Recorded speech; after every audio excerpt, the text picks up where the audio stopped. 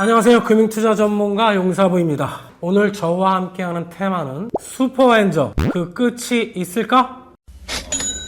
지금 일본 엔화가 전 세계 통화 중에서도 가장 약세를 보이고 있는데요. 차트를 통해 보도록 하겠습니다. 보시면 그 중간쯤에 동그라미 밑에 제가 표시해 놓았죠. 2021년도 초가 되겠습니다. 그때만 해도 1달러당 100엔 정도면 샀었어요. 근데 그 이후 환율이 쭉 오르죠. 약세가 지속돼서 최근에는 161엔을 넘어서며 무려 38년 만에 엔달러 환율로는 최고치를 기록하고 있습니다. 일간에서는 170엔도 넘을 수 있다는 전망도 나오고 있기도 합니다. 저점 대비 무려 60% 이상 엔화가 약세가 됐군요. 요즘 일본 여행 가기 계속 좋습니다. 환율 차트를 보면 거꾸로 보이고 있는데요. 다른 통화는 좀 특이하게 일본 엔화와 우리나라 원화는 일본 엔화 100엔당 환율로 표시를 합니다. 보시면 중간쯤에 그 꼭지점 보이시죠? 2020년 3월 고점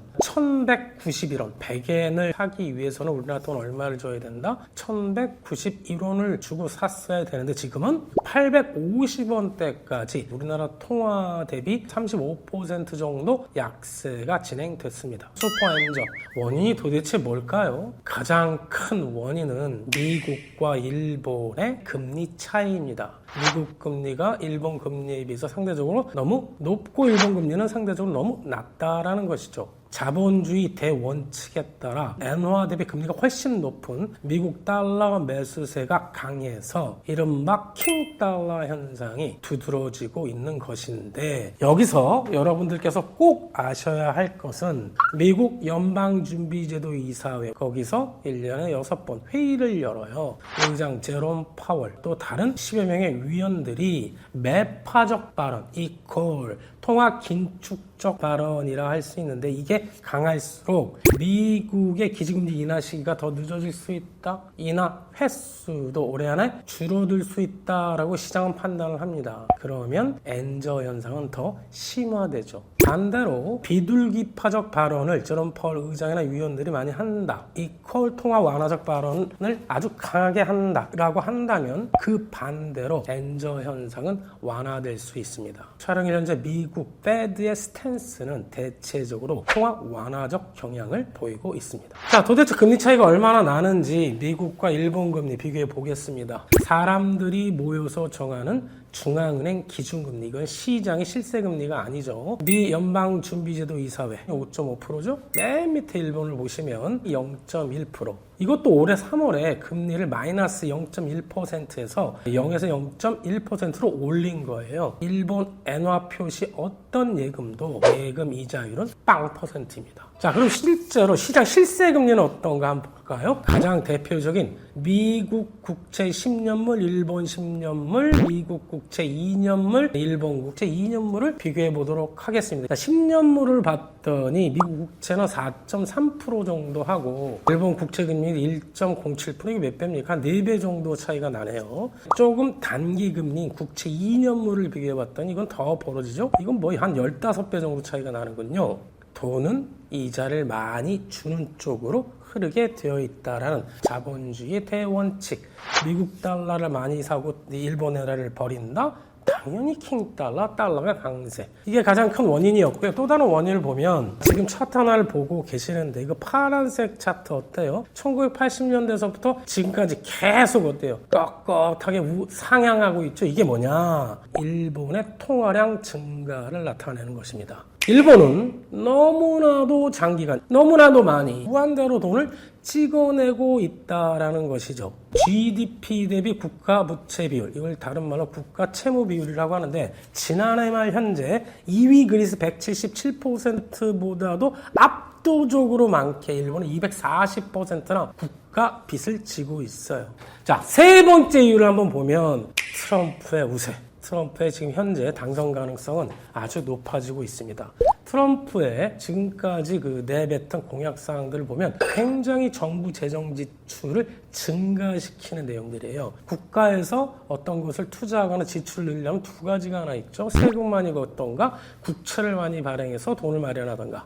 자, 세입은 늘지 않는다는 가정하에 굉장히 많은 국채를 발행해야 된다. 그럼 국채가 시중에 쏟아지겠네? 흔해지겠네? 국채 가격 하락, 똥값. 채권의 가격과 금리는 반대죠. 자, 금리 상승을 부추길 수 있다라는 것입니다. 일단 네 번째, 그래프 하나를 보고 계시는데요. 이 그래프 좀 복잡해 보이는데 맨 위에 빨간색 그래프와 파란색 그래프만 보도록 하겠습니다. 지금 이 보시는 그래프는 미국 국채를 다른 나라 정부가 국가적으로 얼마나 많이 보유하고 있는가 탑 1에서 탑 10까지를 표시하고 있는데 압도적으로 파란색 일본, 빨간색 중국이 미국 국채를 많이 갖고 있군요. 좀 특이한 사항은 중국은 최근 한 10년간 어떻게 계속해서 줄였어요. 그래도 굉장히 많이 보유하고 있는 거예요. 그런데 일본도 계속 늘리다가 최근 들여 줄였죠. 그런데도 압도적으로 미국 국채를 제일로 많이 갖고 있습니다. 지금 뭐가 문제예요? 환율을 방어를 해야 되겠죠. 너무 엔달러 환율이 높으니까.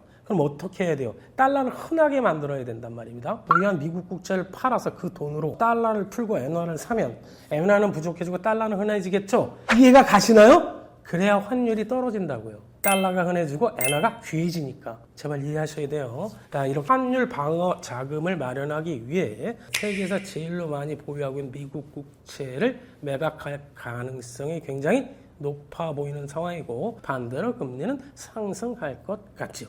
자, 이런 이유들 때문에 앞으로의 전망 때문에 지금 환율이 160엔대 1달러를 사는데 지금은 160개의 엔화를 줘야 된다라는 뜻이죠. 엔화의 약세. 근데 이게 말입니다. 굉장히 심각하다라는 것을 일본 정부는 과거의 경험상 알고 있어요. 지금 현재 보이는 차트는 한 30년 넘는 엔달러 차트가 되겠습니다. 좌측 1990년하고 지금 환율 높이가 비슷하네. 그 밑에 박스 제가 네모를 쳐놨죠?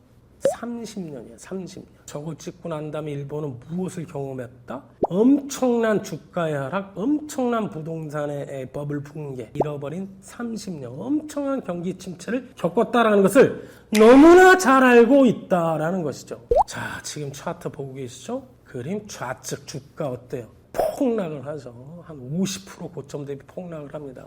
제가 기억으로는 1989년 마지막 거래일날 38,915엔. 지금 4만엔 넘었죠. 그 겨우 30년 만에 넘은 거예요. 그게 이렇게 50% 이상 폭락을 합니다. 우측을 보세요. 부동산도 이게 평균값인데 지방은 아작이 나는 거예요. 더. 33% 폭락을 합니다.